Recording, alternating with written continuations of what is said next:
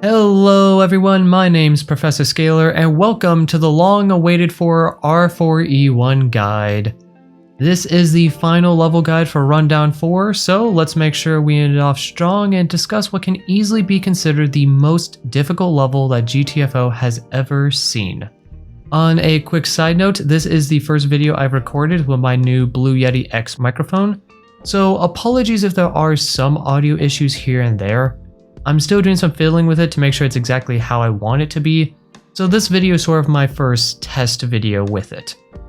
But getting into the guide itself, let's start off as we always do and talk about your loadout. When it comes to your weapons, you can take just about whatever you feel like using for your primary weapon, as long as you are comfortable and proficient with it, just about anything works. I would recommend though that at least one person on your team take an auto pistol, as having a high flinch weapon like the auto pistol will help out quite a bit for the numerous amount of sustain alarms you have to do. Other than that, you can take just about whatever you feel like using. When it comes to your secondary weapons though, I would recommend having 2 burst cannons. These are going to help out a lot when it comes to dealing with the tanks during the air alarm at the beginning of it. One person could take a machine gun. This will help out quite a bit when dealing with large groups of enemies, and it will be quite nice for the Queen Bertha at the end of the level. And then the 4th person could take either another machine gun, a choke mod shotgun, or maybe something like the revolver. This really just comes down to what they feel like using and what you think you need more on the team. Another machine gun will help out with dealing with large groups of enemies, but they won't really help out too much when it comes to dealing with the air alarm tanks. A revolver can help in both situations. If you're good with your headshots, you can kill a lot of enemies very easily with this, and it does decent damage to the tumors. Or if you just want to really help out dealing with the more tanky enemies and then the Queen Bertha at the end, the choke mod shotgun is a nice addition, just because even though it goes through ammo pretty quickly, it does a lot of damage to the tumors. Then when it comes to your tools, I would recommend a bio-tracker, a mine deployer, and 2 auto sentries. The bio-tracker will help you out when it comes to the tank air alarm, that way you know where he spawned in and what route he's taking to get to you. It will help deal with the large amount of shadows and shadow scouts that you can find in most parts of the level. And then it will also help you at the beginning portion of the level because you're going to be moving through many different rooms very quickly trying to get to the generators to shut off that air alarm. So knowing how many enemies are in the next room before you even open up the door is pretty good information. The mine deployer helps out a lot when it comes to the extreme objective, as one person will be all by themselves clearing out many enemies, going through many different zones, trying to find the codes for the reactor. So having mines that they can use to fall back onto just in case they set off a room with a ton of enemies in it is quite handy.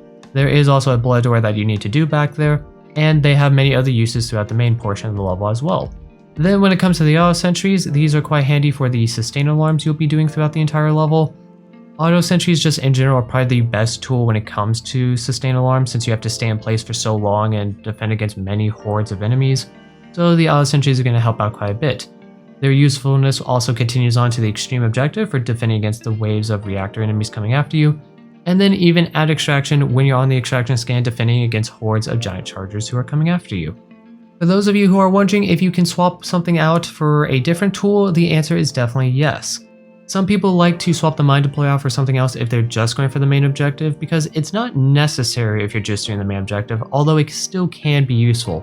But if you do want to swap it out for something else, you definitely can go for it. And if you're going for extreme, you can definitely swap out one of the 2 auto sentries for a different tool. The only thing that I don't really see people take in this level whatsoever is the C-foam launcher, just because there aren't a whole lot of good uses for it, and you do get a fair amount of C-foam grenades in this level. So that would probably be the only tool I wouldn't recommend you try to bring into E1. But anything else though, for the most part you can do. Your playstyle and the way you handle some of the challenges will be a little bit different, but as long as you know how to handle that properly, you can definitely get away and do it. I'm just not going to be explaining those other strategies in this video just to keep things a little bit simple. Now that we are done with the loadout though, let's talk about the level itself, its mechanics, and how you can go about beating it. Now before you drop down into the level, you're going to want to make sure everybody on your team is assigned to their own specific role. 2 people are going to be cell carriers and 2 people are going to be the explorers. Cell carriers, it's pretty self-explanatory. You're picking up the power cells given to you right off the bat and you're going to be taking them with you. The explorers on the other hand are going to be running ahead, grabbing resources, clearing out enemies, and also making sure that certain doors are preserved and not broken down by the tank or anything else. It doesn't matter who does what, just make sure that the person with the bio-tracker is on the explorer team, that way they can ping the tank and any other enemies that do get set off.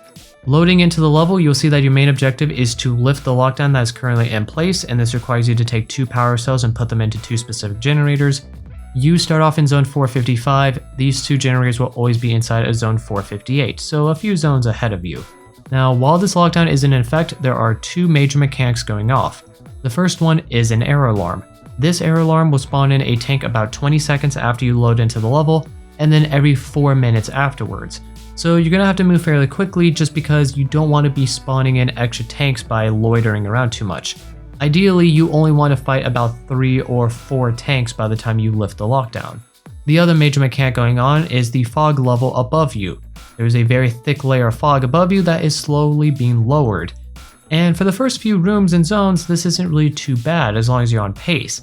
However, the final few rooms can definitely be quite hard to traverse, especially if you're moving a bit too slowly and the fog levels are lowered quite a bit. So not only do you have the error alarm that's forcing you to move quickly, you also have the levels of fog that are lowering. Thankfully though, this fog is not infectious yet, so if you need to traverse through it, you are able to do so. When it comes to the beginning portion of this level, you're going to want to try to melee kill pretty much every single thing that you come across. The thing is, because of the fog lowering, you don't have the luxury of trying to stealth kill a lot of these enemies and you're going to need to move through very quickly. And because of the tank spawning in, you don't really have the luxury of spinning ammunition to try to kill these enemies, because then you won't have enough for the tank and the error alarms, or for the alarm doors, sorry. So ideally, you're going to want melee kill everything, and this does include the hybrids and big strikers that you will frequently see.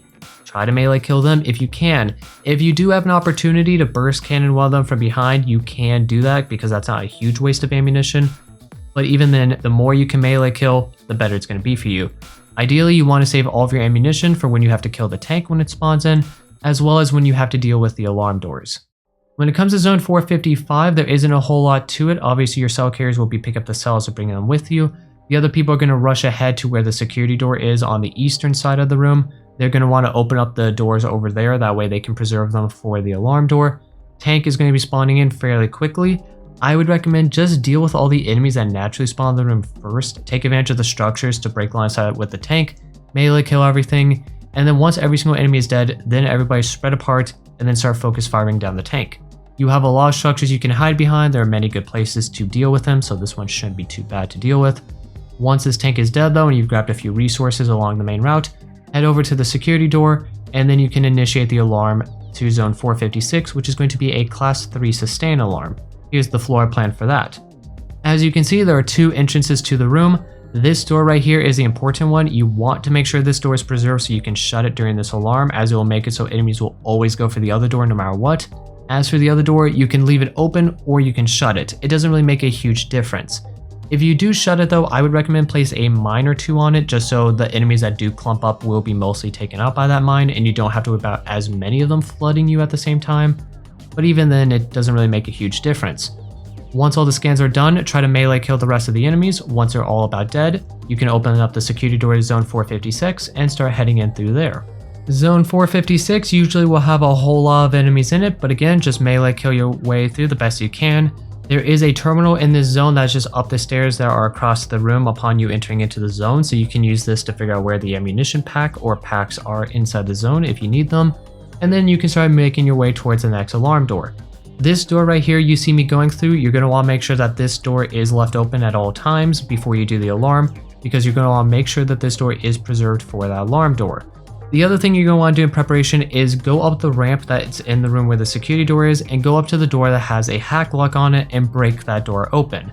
You're going to want to make sure that this door is open so every single enemy will funnel through it when you're doing the next alarm door.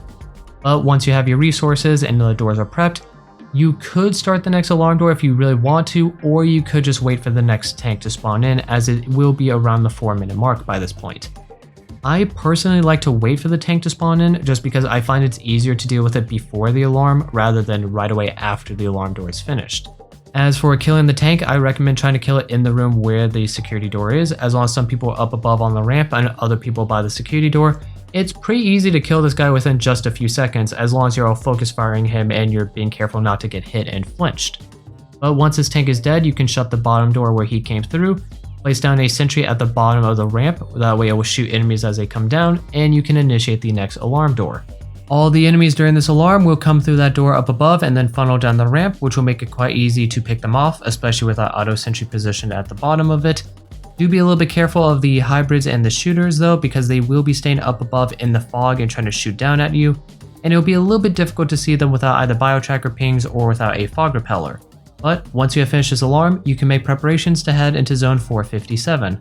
Now, why do I say make preparations to head into zone 457? Well, the reason for that is because you can either stay outside and deal with all the enemies, or you can run ahead into the next zone and take advantage of some of the doors there and mines to blow up most of the enemies. The thing is, this sustained alarm typically likes to spawn in one final wave of enemies right when the security scan's about to finish, so you could stay out there and clear out the rest of the enemies, but this could waste a few precious moments that you might want to use later. So instead, what I like to do is grab the auto sentry, assuming there aren't a ton of enemies at the base of the ramp already coming for you, and then if the next room looks clear, biotracker can check, pick up the power cells and quickly run through and get to the next door. If there's a ton of enemies there, or if there is a lot of sleepers behind you because of the alarm door, I would recommend just leave the power cells left behind and just move forward. You can come for them, or you can come back for them after you've dealt with the enemies. Run through the next room, open the first door, make sure everybody's through, shut behind you, and then place a mine on it, and just continue through the corridor and mine all 3 doors throughout it. And the other thing too is if people are moving slowly, or if people are dying and you're taking a little bit too much time, or if it's taking forever to find the ammo pack, I would recommend you wait about halfway through the zone in one of the really big open rooms that has a lot of light in it, and then wait for the tank to spawn in and then fight it there. However, if things are going smoothly and you're ahead of schedule and you aren't dying that much, you can probably make it all the way to the security door at the eastern end of the zone and then fight the next tank in there. When it comes to that far eastern room, the security door will be on the eastern side of it, and there will be 2 doors that lead to the zone. One on the northern end and one on the southern end. The best thing to do is leave both of these doors open while you're waiting for the tank. That way he'll take the quickest route of the 2 and he'll come straight after you and you can deal with him a lot faster.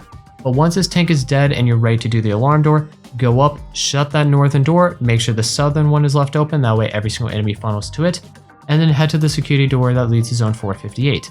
This is a class 1 sustain surge alarm. Yes, it's both a sustain alarm as well as a surge alarm, which means every time you kill off a few enemies, they are immediately replaced, not giving you a whole lot of breathing room. But thankfully, when it comes to this alarm, there's a ladder. And this ladder is a lifesaver. All you need to do is place down one auto sentry facing towards the ladder and then just make sure you're all focus firing it, and it's really not too difficult to deal with. Kill off all the enemies, get the scan to 100%, and then what you do next really depends on how much time you have before the next tank. If you have about a minute or 2 before the next one spawns in, all 4 of you can work together to kill off the last few of the enemies from the surge alarm and just finish them all off. But if you only have about 30 seconds or maybe just a minute left, what you could do is have one person go to the security door zone 458, head in and take 1 power cell with them at a time, go to the generators, then come out and then put the other power cell in. That way you can get them in before the next tank spawns. Zone 458 itself will always have 4 big chargers inside of it, but it is a pretty big room, so a lot of times the big chargers will be nowhere near the entrance of the room, which is pretty good, meaning you'll be able to go in and put the power cells in and get out very quickly without waking them up. However, I would recommend you have the person with the biotracker give a quick check right before you go in, just in case there might be 1 or 2 of the big chargers near the entrance. The generators are located very early on inside this room. One of them is immediately down to the right, you just have to jump down a few floors, and the other one is immediately to the left when you enter the room, just down a few floors as well. The thing is though, once you put both power cells into these generators, it will lift the lockdown, which is good, but it's also a little bit dangerous. Once you lift the lockdown, 2 major things will happen. First of all, the air alarm will stop, which means no more tanks will spawn in, assuming one didn't just spawn in before you put that second power cell in. The other thing though is the fog levels are going to change. The fog is going to very quickly go down, covering all of zone 458 as well as the main central pit inside zone 457 and some other areas in the map, and the fog will go from purified to infectious fog. This means that the person or people who went into zone 458 to put the power cells in need to get out as fast as they can once that second power cell is put in. Otherwise, they're going to gain a lot of infection. And the thing is, this level only has 1 disinfect pack in it, and it's only a 3 use. So if you go above 60% infection, you will not be able to get rid of it and your HP will be permanently capped. So ideally, you want to run out of that room as fast as you can. Obviously, this could be a little bit complicated if the big chargers are right near the entrance. I would say if 2 or 3 of them are really close to the entrance, it's best to just pull them out, shoot them and kill them, and then go put the power cells in. But this is purely situational. It depends on what's happening with your group. Once you have both power cells in though, every enemy from the surge alarm is dead and you hear the battle music stop, which means that there is no tank and none of the big chargers are awake. You can take a sigh of relief because you are done with the first major portion of this level, and now you can take things a little bit slower. With the lockdown lifted, you'll see that your main objective has been updated and it's now telling you to go to the forward extraction inside zone 464. But to get there, you are going to need a bulkhead key. This bulkhead key will be located inside of zone 459. Where is zone 459, you may be wondering? Well, it's to the west of spawn, which means you're going to have to backtrack quite a bit. On the way back, make sure you're looking for boxes and lockers and using the terminals to figure out where the resources are that you left behind, and you can make it all the way back to spawn without having to go through any infectious fog. Well, except for one little portion, which is the little tunnel way where I suggested you place mines earlier after the second sustain door. But as long as you have 3 fog repellers, you should be able to get through it quite easily without gaining infection, and then make it all the way back to spawn. Then you just go to the west of spawn, there'll be a small room, might be a few enemies, might not be, and at the top of it you'll find a security door to zone 459. This security door is just an open security door, however you can only access it after the lockdown's lifted, so you cannot come here earlier in the level.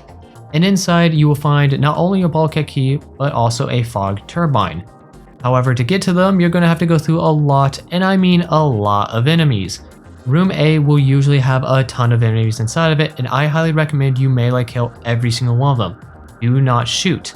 The reason for this is because room B is right next to you and there is no door separating the two, which means no sound barrier. So if you start shooting in A, you're going to be pulling B as well, and that's going to be a whole lot of enemies all at once that you really don't want to deal with. You're already probably fairly low on ammunition and health by this point, so you definitely don't want your run coming to an end here. But once you've cleared out all of A silently, go down the ramp a little bit, shoot into B, and then pull that room. The reason why I'm saying you should pull that room, by the way, is because B is almost completely covered in infectious fog, so trying to use fog repellers to sneak through there really isn't going to be an effective method. It's much safer to just pull the entire thing. Once A and B are cleared out though, you can use the terminal in A to figure out where your fog turbine will be located. If the turbine is located in B, then I recommend 2 or 3 people on your team with fog repellers just make a beeline straight towards it by using the fog repellers to disperse the fog, and then pick up the turbine so they can more freely explore the rest of the zone. If it's in room C, D, or E though, you're going to have to go to the far western side of room B. You can get there pretty safely with about 3 or 4 fog repellers if you're using them efficiently and you're spraying them out a bit. Open up the door to C, there will be a ladder right off the bat to the left of you that you can climb up to get out of the infectious fog. Then you can go around and explore for your fog turbine. Your bulkhead key will also usually be located inside room C, D, or E, so you can grab that as well while you're back here. Then with the fog turbine and the bulkhead key, you can explore the rest of the zone and collect all the resources in here. You can also go back to any of those zones you've already been through to collect those resources in case some of them were left down below in the infectious fog. At this point though, it's time to make a decision. Are you just doing the main objective, or are you going for extreme as well? For those of you who are just doing the main objective, skip to the timestamp that you see on screen. I'll join up with you later and we can continue talking about that. The rest of you though, you're going to be going down into the central pit inside zone 455, that's where your door control will be. Do the full team scan, then head north of the room where you'll find your bulkhead door that leads you to zone 510. The bulkhead door to zone 510 is just an open security door. Inside, you will see that your extreme objective is another reactor sequence! Yay! All jokes aside though, this reactor sequence is quite a bit different compared to a lot of the ones we face up to this point, so it is pretty unique and fun to do in my opinion. But more about that when we actually get to the reactor terminal itself. In the meantime, you have zone 510 to deal with. In here you will find 4 shadow scouts. The shadow scouts are a little bit different though compared to other shadow scouts you've seen up to this point. Every single shadow scout in this entire level, not just the extreme portion but also back in the main portion later on, will spawn in shadows and very rarely shadow giants if you trigger them. They will not spawn in regular strikers and shooters like they have been before. So if you do activate them, make sure your bio tracker is ready to ping them. Inside zone 510 as well, you will find a lot of resources. Do not touch these though, because you're going to want to position them very specifically, depending on the situation or the strategy you're going to use for the reactor. Instead, you want to head to the north end where you'll find a security door to zone 511. This is also just an open security door. Inside, you will find the reactor terminal, as well as 2 more security doors and a generator that leads to one of the 2 security doors. Now that we're in the main reactor room though, we can talk about the reactor itself, how this is going to work, the mechanics behind it, as well as the strategies you can use to beat it. In the past, normally how people would deal with reactors is by having everybody stay together, defend against a wave of enemies, kill off all the enemies that spawn in, then they go into the new zones that have been unlocked, grab resources, find the code, come back, restock, put the code in, and then rinse and repeat until everything's done. You can't really do that though with this reactor. Instead, you're going to have 3 people who are defending the entire time and 1 person who's going ahead to get all the codes. This person who is attacking will always be the person with the mine deployer. Every single enemy from this reactor will spawn from the south outside the bulkhead door back in the main objective portion, which means you never have to worry about the person who's going north to collect the codes having waves of enemies spawning around top of their head. The other thing is that you don't have a whole lot of time to actually get these codes before the waves reset. You'll only have about 15 seconds to prepare for the next wave, 5 seconds if you fail that wave, 45 seconds that you have to defend against enemies for, and then 25 seconds to put the code in. Yeah, that's not a whole lot of time now, is it? Because of that, you really can't just run all the way back there, get the code, and then come back in time to be able to defend against the next wave. And as I'll be explaining a little bit later, you also can't just have all 4 people move together and go further and further back into the reactor zones. So instead, you're going to have the 1 attacker and 3 defenders. There are 2 main ways of defending against enemies for this reactor. The kite and bonk method, and the hold your ground and shoot enemies method, both of which have their own pros and cons. The kiting and bonking method is quite nice and a lot of people prefer to use it, but I would only recommend it to people who are really good at kiting enemies for long periods of time and won't be going down very often. Throughout waves 1 through 5, the 3 defenders are going to be staying near the security door near the entrance to the reactor room, and you're just going to be circle kiting and killing enemies purely with melee, not by shooting, and not with your sentries. The boxes and lockers nearby should be filled with every single medipack that is nearby. That way you can heal up in between waves if need be, and you're not staying on 20% HP the entire time. This strategy does save a lot of ammunition and tool refill in the long run, and you can save it for the rest of the level. The downside with it though is that if you aren't good at kiting, and I mean if even 1 person on your team is not good at kiting and they die over and over again, things are going to get pretty difficult, because since you're melee kiting enemies, you're not killing them as quickly. So if 1 person goes down, it's going to be difficult for the other 2 people to actually kill the rest of the enemies with melee and then pick that person up before the next wave gets on top of them. That, and when you put the reactor code in, it can be a little bit dangerous if 1 person goes for it and 5 or 6 enemies are right on their heels and they go to try to kill that person. So you'll have to make sure that when you go for the code, nothing is chasing after you. Then when you get to the 6th wave, you're going to be going back into zone 510 and positioning sort of how you can see my team doing here. You're going to be placing down 1 or both of the auto sentries, and you're going to be using ammunition. The reason for this is because the 6th wave will spawn in hybrids, and trying to circle cut hybrids in a wide open room is not really a good idea. But thankfully, you have plenty of ammunition and tool refill to survive during this point, and all you have to do is wait for your person to go get the 6th and final code. However, if you are not comfortable while kiting or you just don't want to do this method, then there's the hold your ground and shooting method. In this one, you will position yourself just like I suggest you do for the kite and bonk method when it comes to wave 6. You're going to be placing down 1 of the sentries in front of you. You can have 1 on the right side of the metal container, that way it shoots enemies if they go on the right side instead of the left, and you're just going to be holding out. The thing is though, I would recommend you do not place your sentry down until the 4th wave, as waves 1 through 3 are pretty easy to just handle by shooting, and it's really not too hard to deal with this without a sentry.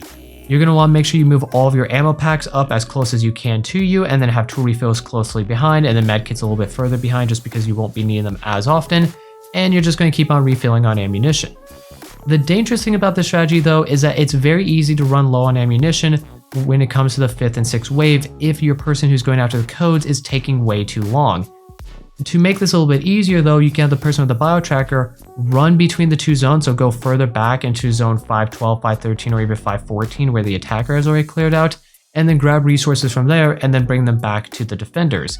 The thing is though, you can't really do this after the 4th wave, because from wave 4 and on, shadows will start spawning in with the reactor enemies.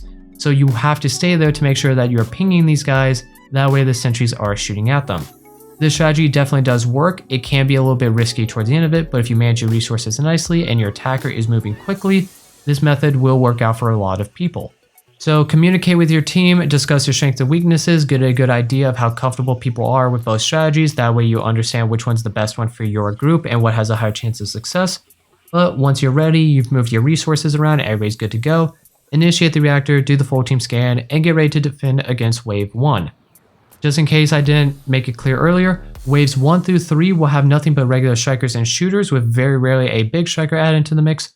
Wave 4 and 5 will be very similar, they will start throwing in regular shadow strikers though, and then wave 6 will throw in hybrids, so those are the type of enemies you can expect to see. The first code is given to you for free, so the attacker who's going to be getting the codes, aka your mind deployer person, could just stay in the reactor room and put that code in as soon as the reactor enables them to. Then once they have that code in, they can head into zone 512. But before they go there, they should actually get the person with the biotracker to come and help them real quick. Zone 512 will always have 2 shadow scouts in it, a few shadow strikers, and some regular strikers and shooters. So having the biotracker to give callouts and ping the shadow scouts will make it a bit easier and faster for your team to go through there. The attacker, I recommend just try melee kill as many enemies as you can to get to the shadow scout, melee kill the first one, and then just shoot the second one, and then you and the biotracker person can just melee kill the rest of the enemies while the defenders are dealing with the reactor wave. Once all the enemies are dead, the attacker could go grab the terminal in the zone. There's only one in this room, it's on the left side up above. Get the code, your defender can then also collect resources, go back, and they can put the code in once the timer allows them to. Then when that second code is in, the attacker can then head into zone 513. Your third code will be located inside zone 514 on one of the 2 terminals there, but to get there you need to go through zone 513 first. And you need to be very cautious when going through this zone. This is a big open room that will always have 4 birthers in it, which means if you shoot or trigger an enemy, or if one of the reactor wave enemies sneaks by your defenders and get in this room and screams, all 4 birthers are going to wake up, and to the average group out there, you can consider this an immediate loss of that run. So do not let this room get set off. If you want to place a mine or 2 right before the room's entrance to blow up enemies that do sneak by, you could do that, it is a good safety net. But just make your way to the north end, there will be an open security door that will lead you to zone 514. Inside of here, make sure that you are not shooting or triggering enemies within the first room, try to sneak past them a little bit if you can, take the same route you see me going through, and then just make your way into the second room where you can shut the door behind you, and then if you need to shoot, you can, but even then, try to melee as many enemies as you can throughout it.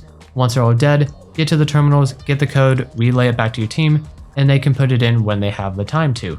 Your fourth code will be located inside zone 515, which is to the north of zone 514. However, to get to it, you will have to go through some infectious fog, so make sure, mind deployer, you take a few fog repellers with you. You really only need 1 for this portion as long as you throw it next to the door that you see me going by. The security door to zone 515 is a blood door. I would recommend just go crazy with your mines. Place a few of them on it, place a few on the walls to blow up a lot of enemies. Ideally, you want pretty much every single enemy that is awakened because of this blood door to get killed, that way you don't have to deal with them yourself. You are far away enough so you don't have to worry about shooting and waking up the birthers, but even then, it's better to just have all the mines deal with the enemies, that way you can just go straight into the room. Zone 515 will have shadows in it, so do be a bit cautious, and there are 2 terminals. Again, sort of follow the path you see me taking, that will lead you to the first terminal.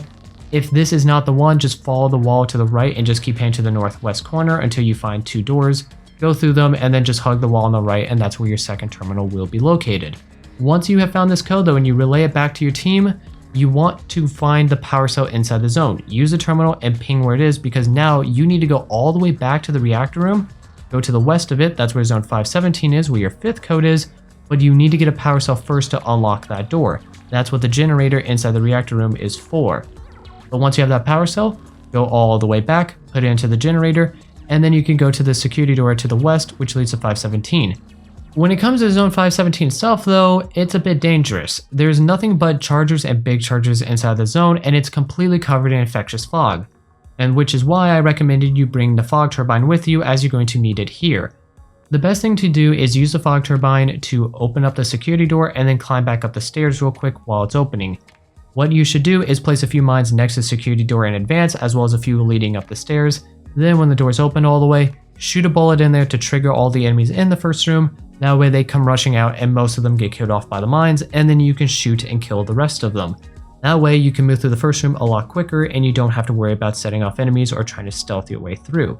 Once the enemies are dead though, pick up your fog turbine, head in, go to the right immediately and just follow that way, the way you see me going. This will lead you to the first terminal. If this isn't it, head to the west a little bit from that terminal. There will be a doorway. Open it up, go through, and your first terminal will be on the right, only a few yards inside of the room, which is very nice because unless there's an enemy right on the other side of that door, you don't have to worry about stealthing through pretty much any enemies to get to that second code. Once you have the code though, you can leave or head on out, but do not put this 5th code in yet. You're going to want to wait until your attacker gets all the way back to the north because they have to go back up there to get to the 6th code zone. So wait for putting in this 5th code until your attacker gives you the okay. Once you're out of the zone, you can drop the fog turbine, you don't need it anymore, and the attacker can head north once again. Once your attacker gets all the way back to zone 514 and they're by the west side where the security door design zone 516 is, they can call it out, let their defenders know they can put the 5th code in. Once that code's in, the door will be unlocked and they can head right in. Zone 516 will always have 4 Shadow Scouts and a lot of giant shadows, regular shadows, hybrids, and some other strikers and shooters sometimes, but more commonly you'll get shadows and hybrids. The best thing I suggest you do is place a few mines behind you, that way if you need to pull a room you can fall back, or if you do shut off a Shadow Scout you have mines that can deal with the wave a little bit. That way you don't really get pincered or just immediately downed. But when you open up and go into the first room, if you do not hear any Shadow Scouts, I recommend you just pull the room and just fall back and let the mines deal with most of them. If there are Shadow Scouts though, do your best to sneak through, try to stealth kill them, and then shoot the second one if need be. But once you're done with the first room, go into the second one. Your terminal will be about halfway through on the right side. Again, if there are scouts in here, don't pull it, but if there are no scouts, you can pull it and use the door to mine and kill a few enemies. Get to that terminal. If it is the correct one, give it to your teammates so they can put that code in immediately and stop more enemies from spawning in. If it's not the correct one though, you will have to go into room C to get that code because that's where the other terminal is located. Once you get the 6th code though and your teammates put it into the terminal, no more additional enemies will spawn in. The only enemies you'll still have to deal with are the ones that are still coming in and the enemies that got queued up due to the fact that waves of enemies couldn't spawn in due to max cap, or any of the enemies are still left asleep in any of these zones.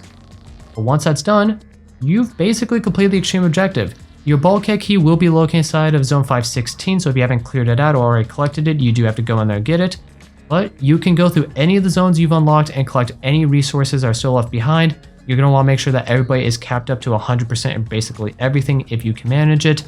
Just do be very, very careful about that Bertha room. Make sure that when you're passing through it to collect resources, you don't accidentally trigger it. But once you have the bulkhead key, everybody's fully filled up on resources, you can head back to zone 457 where the bulkhead door control is for a high, and you can move on with the rest of the level.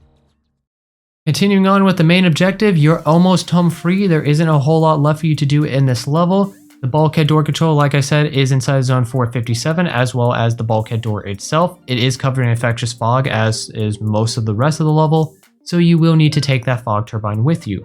The security door to zone 460 is just an open security door, no alarm on it, so you can go in whenever you want.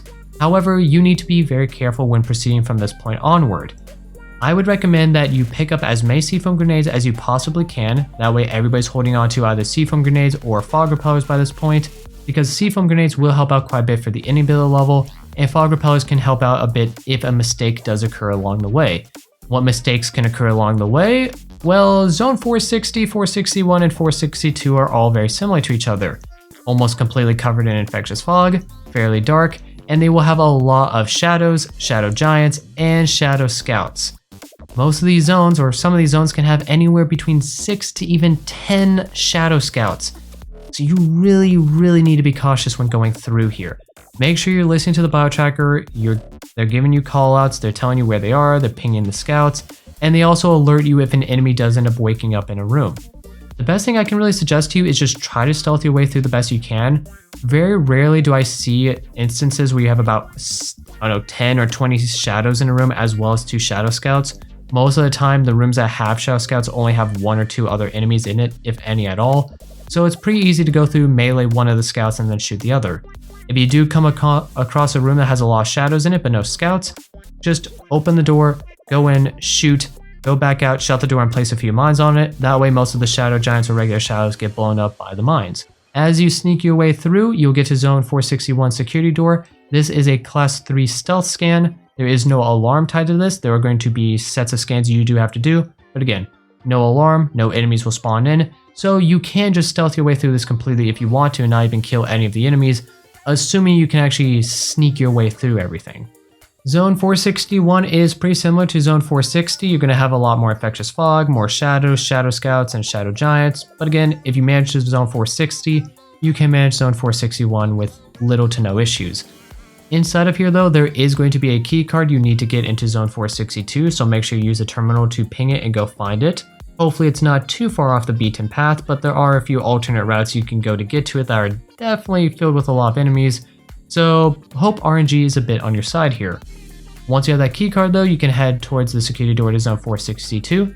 This is going to be another class 3 stealth scan, so again, no alarm, no enemy spawning in, just do all the stealth scans, and then you can head into zone 462. Inside of here, you are going to find that there are no longer shadows and shadow giants, but there will still be shadow scouts. And instead, there's going to be a lot of regular strikers and shooters. Once you get to the final room though, you will find a warden door that is going to be a class 6 sustain alarm. So let's look at a floor plan of this. As you can see, there's one central door that they will all be spawning behind, so keep that door shut, and then leave this door over here open. That way enemies take the longer route to get to you. You should have plenty of ammunition in both of your auto sentries by this point, so I would say put one auto sentry facing towards enemies as they approach the door, and then have one sentry facing towards enemies as they come through the door. That way they're staggering them and damaging them and killing off a fair amount of them. Then your team can easily deal with the rest of them as they get to you. It is a class 6 sustain alarm, but overall it's not too hard or difficult to deal with. Just make sure that everybody's on top of their game and you're not dozing off by this point. Once you have finished this alarm door though, you can then make preparations to head into zone 463. Zone 463 is one big circular room, and inside there will always be a Queen Bertha and a tank. This is sort of considered a boss fight right here. However, it's really not too difficult as long as your team is still doing good on HP ammunition and you have a few C-foam grenades, or even if you don't have a few C-foam grenades, as long as you got a machine gun and some burst cans and choke mod shotgun, it's really not too bad. The best way to handle this is to just rush the Queen Bertha as soon as the door opens. If you have C-foam grenades, throw them at her. You only need 2, but there are some issues where the C-foam goes straight through her, so if you have 3 or even 4, I recommend you throw every single one of them at her that you can. Then the person with the machine gun, aim towards the base of her forearms. That's where the babies will spawn in, so if you don't C-foam her and she gets a birth off, you can just deal with the babies the best you can with your machine gun. The other people on your team though, with the choke mod shotgun or the burst cannons or wherever your 4th person take, focus on the tumors on the Queen Bertha, ignore the tank, he is right there, he probably will hit you a bit. As long as you don't get within melee range of him, you shouldn't worry too much about taking a lot of damage. Focus fire the Queen Bertha, kill her, and as soon as she's dead, run out of that room as fast as you can. If she did get a birth off, fall back, maybe place on your auto sentries beforehand, that way they shoot and assist you in dealing with the babies. But once they are all dead, you can focus on the tank itself. And at this point, you've probably killed a lot of tanks going through E1 and trying to get a successful attempt, so killing this tank really shouldn't be that big of an issue. Once he's dead though, you can head to the security door at the back of the zone that leads to zone 464. You will see that this security door is an error alarm. When you initiate this error alarm, it will cause giant chargers to spawn in groups of 4. However, the first group won't spawn in until you've basically finished the entire full team scan. So you have time to do the full team scan and run into that room and get away from the big chargers. Then all you need to do is, if you have any C-foam grenades left, throw them on the floor, place down any mines in preparation if you have those, and place your auto sentries down right in front of you. It takes about a minute and a half, I believe, to finish this extraction scan, but as long as you still have a decent amount of ammunition in your guns, you should have no problem. People with stuff like hell revolvers can stagger the big chargers, burst cannons, it takes 2 shots from the front to kill them. You should be able to easily deal with these big chargers before they get in range to even attack you. If you do completely run out of ammunition by this point, you could run out and be a mad lad and try to kite the big chargers away and, maybe try to delay them a little bit. And hey, worst case scenario, if you do end up dying out there, at least they're now going to spawn one room further away, which will buy you even more time. But once you get that extraction scan up to 100%, you are done and you have beaten R4E1. And there it is. The final level guide of Rundown 4. Definitely took me a whole lot longer to get this one out than I thought. I realized that probably a lot of people who were hoping to get this guide a while ago have either completely given up on the level by this point or already beaten it. And I do have to apologize for that. I definitely was not on the top of my game when it came to this rundown, and it did take me a lot longer to get some of these videos out than it should have. And yes, I have the excuse of, well, there's Thanksgiving and Christmas and New Year's and a new computer and a new microphone and yada yada. Well, let's be honest, those are just excuses at the end of the day. I should have planned ahead and I should have made preparations to get videos out faster, that way during these busy seasons I didn't have to worry about them as much. Hopefully though, in Rundown 5, I'll be a lot better prepared and I'll be able to get these videos out a bit faster.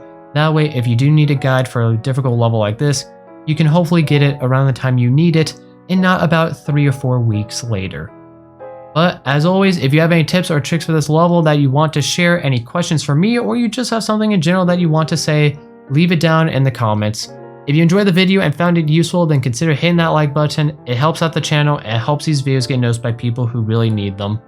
And if you want to become part of the community I'm building, hit that subscribe button and ring that bell to get notified whenever I post a new video. Until next time, enjoy the final moments we have in Rundown 4. Rundown 5 is hopefully just around the corner, and I'll see you all in the next video.